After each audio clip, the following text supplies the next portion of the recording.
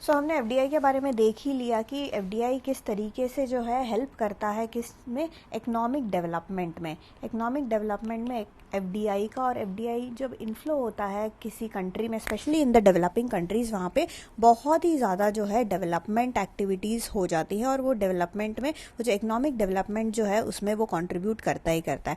सो आज के सेशन में हम जो है एडवांटेजेस एज वेल एज कुछ लिमिटेशंस देखेंगे ऑफ ऑल दीज एफडीआई। जो भी एफडीआई फ्लो होता है आपका, जितना भी फॉरेन डायरेक्ट इन्वेस्टमेंट होता है, सो वो जो है होस्ट कंट्री को डेवलप करने में मदद तो करता ही करता है। उसके अलावा और भी काफ़ी सारे एडवांटेजेस हैं, वो हम आज देखेंगे। तो सबसे पहला जो मेन एडवांटेज, वो सबसे जो हम जानते ही हैं, दैट इज़ योर कैपिटल। तो एफडीआई में हो क्या रहा है, एफडीआई में actually it acts as a capital supplier. तो कैपिटल सप्लायर जो है, कैपिटल सप्लायर यानी कि किसके लिए, for your developing countries. So जो डेवलपिंग कंट्रीज होते हैं उनको बहुत ज़्यादा इन्वेस्टमेंट वगैरह की ज़रूरत होती है, ताकि वो जो है अपने ग्रोथ को, इकोनॉमिक ग्रोथ, हम यहाँ पे डेवलपिंग कंट्रीज़ की बात कर रहे हैं। डेवलपिंग कंट्रीज़ के इकोनॉमिक ग्रोथ के जो है उनके पास टारगेट्स रहते हैं कि हमको जो है इतना ग्रोथ अचीव करना है, हमको जो है नेशनल इनकम इतना अचीव करना है, हमारा पर कैपिटा इनकम इतना राइज होना चाहिए। तो ये सारी चीज़ें जो है वो खुद से अकेले नहीं पूरा कर पाते। अगर वो खुद से पूरा करने लगेंगे तो बहुत सारे साल लग जाएगा। तो यहाँ पे जो है फंडिंग की ज़रूरत रहती है।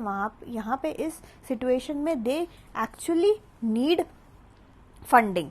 तो या तो आप दो काम कर सकते हो, या तो आप जो है बाहर से एक्सटर्नल बोरोइंग कर सकते हो, ओके। या तो आप बाहर से फंड को बोरो कर सकते हो, बाहर से कहीं से भी आप फॉरेन कर सकते हो, या फिर आप जो है एफडीआई को एनकरेज कर सकते हो अपनी कंट्री में। एफडीआई जो है एक इफेक्टिव सोर्स है एडिशनल कैपिटल का। एफडीआई से एडिशनल कैपिटल जो है आपकी कंट्री के अंदर आता है, और देखो उसमें थोड़ा रिस्क वगैरह तो रहता ही है, बट आपके कंट्री को जो है फंड इनफ्लो आपके कंट्री में हो रहा है।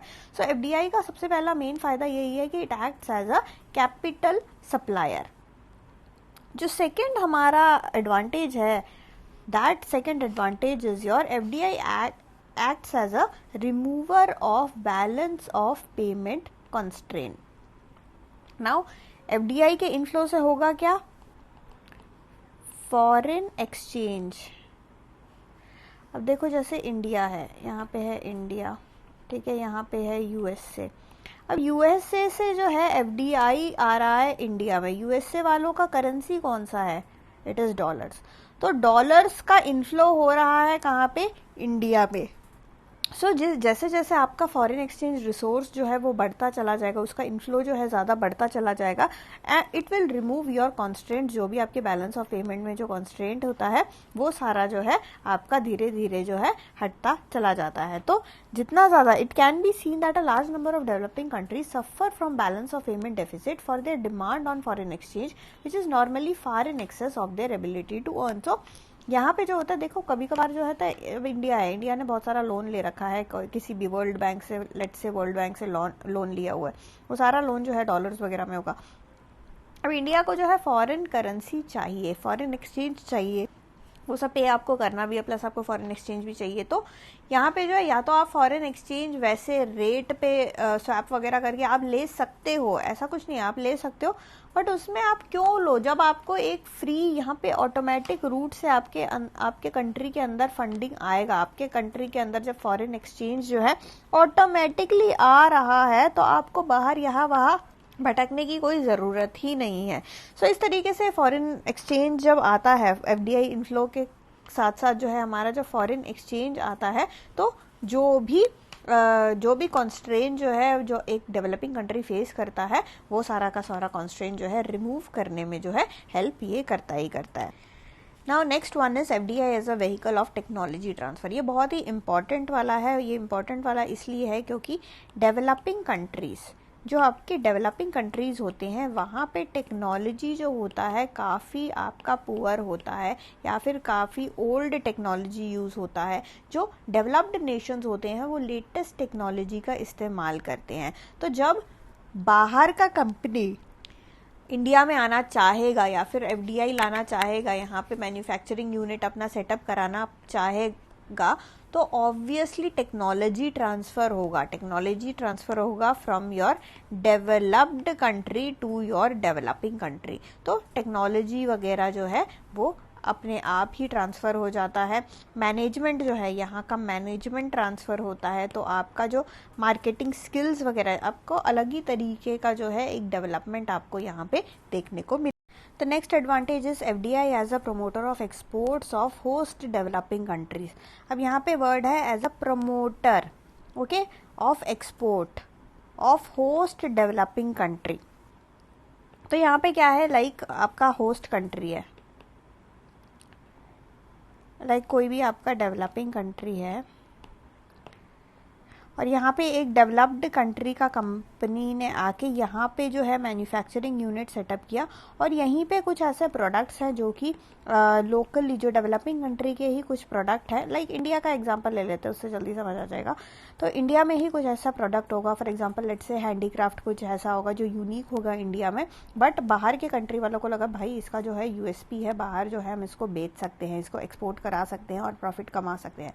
सो ऐसे केस में क्या होगा कि लोकली सोर्स चीज़ों से वगैरह बना के जो है ये डेवलप्ड कंट्रीज अपना जो है पैसा लगाएगा, अपना एफडीआई वगैरह लगाएगा और ये सारी चीज़ों को क्या करेगा, एक्सपोर्ट करेगा।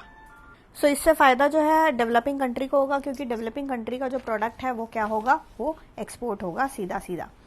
जो नेक्स्ट जो फ़ायदा है that is FDI as a provider of increased employment. Obviously जब फॉरेन एंटरप्राइज जो होगा वो डेवलपिंग कंट्री में आके कुछ ना कुछ नया मैन्युफैक्चरिंग यूनिट ही खोलेगा, तो ऑब्वियसली यहाँ पे जो डेवलपिंग कंट्री है, जो होस्ट कंट्री है, वहाँ पे जो है वहाँ के लोगों को जो है एम्प्लॉयमेंट अपॉर्चुनिटीज़, नए एवेन्यूज़ ऑफ एम्प्लॉयमेंट अपॉर्चुनिटीज़ वहाँ पे मिलेगा ही मिलेगा।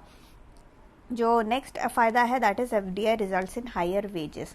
तो फॉरेन डायरेक्ट इन्वेस्टमेंट में हायर वेजेस होता ही होता है, क्योंकि जो है कभी कभार जो है इनको स्पेशलाइज्ड स्किल सेट के लोग चाहिए होते हैं। तो स्पेशलाइज्ड अगर स्पेशलिस्ट आपको चाहिए होंगे तो ऑब्वियसली आपको जो है वहाँ पे उनको पैसा जो है ज़्यादा देना ही पड़ेगा, और अगर एक जगह पैसा ज़्यादा मिला ना तो वो इंडस्ट्री का नया नॉर्म बन जाता है। ओके, इंडस्ट्री में जो है प्राइस राइज होता ही होता है। तो इस तरीके से जो है हायर वेजेस देने से, हायर वेजेस से जो है एफडीआई जो है फ़ायदा देता ही देता है।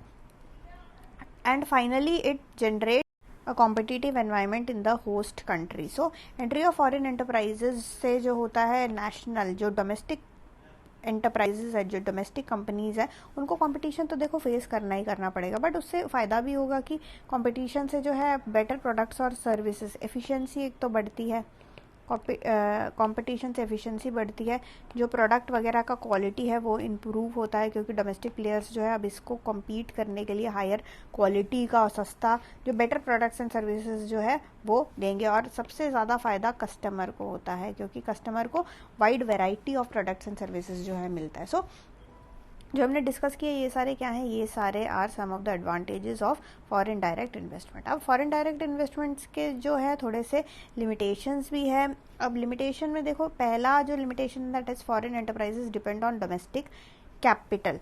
तो जो फॉरेन एंटरप्राइजेस है वो डिपेंड करता है हमारे डोमेस्टिक कैपिटल पे। वेरी ऑफन आप देखोगे कि फॉरेन इन्वेस्टर्स हमें लगता है बहुत ज़्यादा पैसे लेके आएंगे, पर कभी कभार ये जो होता है ये लिमिटेड कैपिटल ही लेके आते हैं, और वो डोमेस्टिक से क्या करते हैं, डोमेस्टिक बैंकों से पैसा उठाते हैं, पैसा लोन में लेते हैं।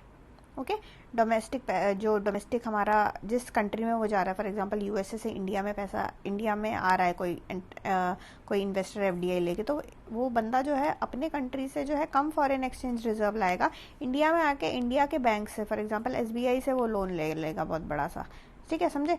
तो इस तरीके से बोरोइंग वगैरह यहाँ से ज़्यादा होगा, और वो डोमेस्टिक वो जो इनफ्लो होता है ना, फॉरेन एक्सचेंज का जो रिजर्व होता है वो हमारे पास यहाँ पे कभी कभार नहीं आ पाता। Next is need not necessarily remove balance of payment constraint in the long run. अब शॉर्ट रन में आपको दिख रहा होगा कि हाँ ठीक है, फॉरेन एक्सचेंज जो है इनिशियल स्टेजेस में काफ़ी ज़्यादा आ गया, बट उससे जो है थोड़ा बहुत ही बैलेंस ऑफ पेमेंट पे फ़र्क पड़ता है। और अगर ये देखो, अगर ये बैंक लोन वगैरह लेंगे तो कहाँ से फॉरेन एक्सचेंज आएगा, फॉरेन रिजर्व तो आएगा नहीं आपके पास। तो ज़रूरी नहीं है कि बैलेंस ऑफ पेमेंट का जो प्रॉब्लम है वो एकदम से आपका सॉल्व हो जाए। Next is does not transfer technology effectively.